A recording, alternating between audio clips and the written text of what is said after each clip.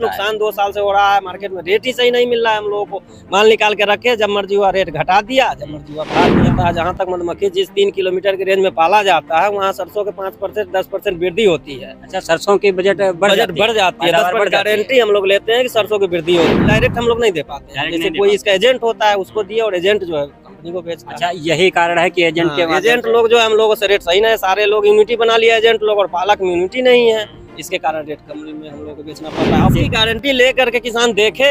हम जहां सरसों जिस एरिया में डाले हैं 3 किलोमीटर के रेंज में, सरसों पर कोई असर नहीं है जहां तक फायदा होने की गारंटी है। तो इसमें सरसों अगर देखा जाए, सरसों का जो फूल है उसमें से शहद लाएंगे तो शहद लाएगी तो सरसों का उससे कोई नुकसान नहीं होता है। सरसों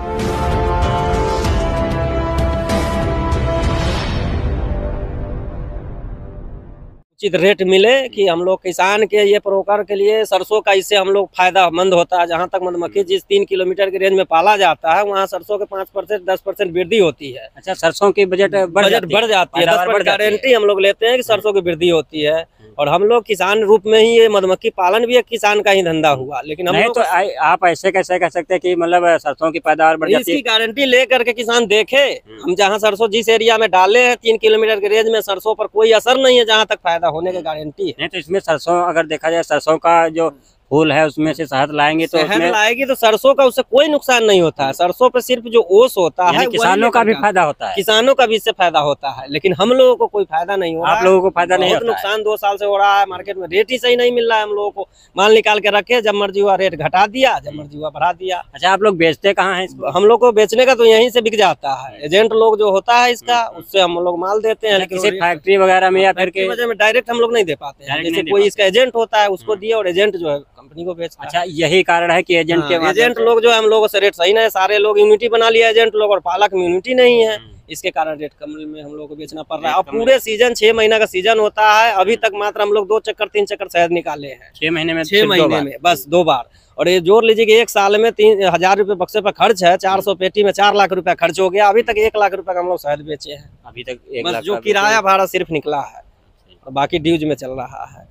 अच्छा, ये जो मोम होता है इसका, तो मोम का जो है, मोम भी हम लोग ये छाता बनाने के काम में लाते हैं। अगर ज्यादा एक्स्ट्रा हुआ तो मोम बिक जाता है। अच्छा, या तो छाता बनाते हैं या फिर बेच देते हैं। तो मोम कितने रुपए किलो? 200-250 रुपए किलो बिक जाता है। मोम भी बिक जाता है, लेकिन शहद का उचित रेट नहीं मिल रहा है हम लोग का शहद। तो आप वीडियो के माध्यम से सरकार से क्या सरकार से यही मांग कर रहे हैं कि हम लोगों का धंधा सही चीज है, तो इसकी सही रेट देने का जो है मुआवजा दिया जाए। और क्या है, हम सरकार से यही मांग कर रहे हैं। हम लोग घर परिवार छोड़ करके बाहर प्रदेश में पड़े हैं 2 रुपया कमाने के लिए। लेकिन हम लोगों का अगर, एक तो मौसम प्रकृति का देन है, जो मौसम साथ नहीं देता, शहद नहीं निकला। जो कुछ शहद निकल भी रहा है तो उसका रेट हम लोग को मिल ही नहीं रहा। अच्छा, ये बताओ, आज जैसे बारिश हुआ तो बारिश होने से अगर ये 2-3 दिन बारिश हुआ तो फिर हम लोगों को इसको चीनी भी खिलाना पड़ सकता है। नहीं खिलाएंगे तो ये मरेगी। अच्छा, बारिश में मतलब इसमें पानी वगैरह जो उचित रेट आपको नहीं मिलता, तो इसके बारे में आपने इसके बारे में, जैसे हम लोगों जैसा जो बड़े पैमाने पे जो धंधा कर रहे हैं, वो लोग आगे धरना पे बैठे। तो कहाँ धरना पे बैठे? धरना पे ये जो है यहाँ फैक्ट्रियों के पास हरियाणा और पंजाब के पालकों ने तो धरना किया। तो उससे तो 1 महीने बाद रेट बढ़ाया गया,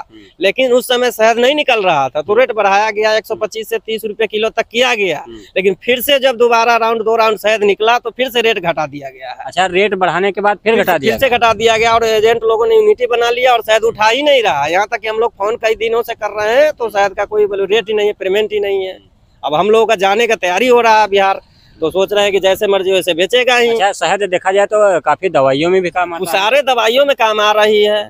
और जो मिलावट का शहद 2 नंबर का बिक रहा है, उसका रेट मिल रहा है। यहाँ हम लोग ओरिजिनल शहद निकाल के दे रहे हैं, रेट ही नहीं मिल रहा। उसका रेट नहीं मिल रहा है। तो धरना दिए थे तो उसमें रेट तो बढ़ाया गया था, लेकिन फिर से गिरा दिया गया है। अब हम लोग इस पैमाने से सरकार को, मतलब आप लोगों के द्वारा कोई लिखित ज्ञापन दिया गया था, लेकिन इस पे कोई सुनवाई नहीं हो रही है। सुनवाई नहीं। तो हम लोग अगर इस हिसाब से चला तो हम लोग को धंधा बंद करना पड़ जाएगा। कब तक नुकसान? एजेंटों के द्वारा भ्रष्टाचार फैलाया जा रहा है। भ्रष्टाचार न होता तो उचित रेट दिया नहीं, तो अगर ऐसे चलेगा 1-2 साल तो हम लोग धंधा बंद करना पड़ेगा। आपकी मेहनत के अनुसार मतलब कितना इसका रेट होना चाहिए? मेहनत के अनुसार कम से कम जो है 200 रुपए किलो इसका रेट होना चाहिए। 200 रुपए किलो होना चाहिए। 200 रुपए होगा तो आपका हम लोगों का बेनिफिट प्रॉफिट आ जाएगा। लेकिन ये 60-70 रुपए 50 रुपए किलो चीनी खरीद के खिला रहे हैं, और 70 रुपए शहद बिकेगा, तो क्या हम लोगों को घर से नुकसान हो रही है? बिल्कुल।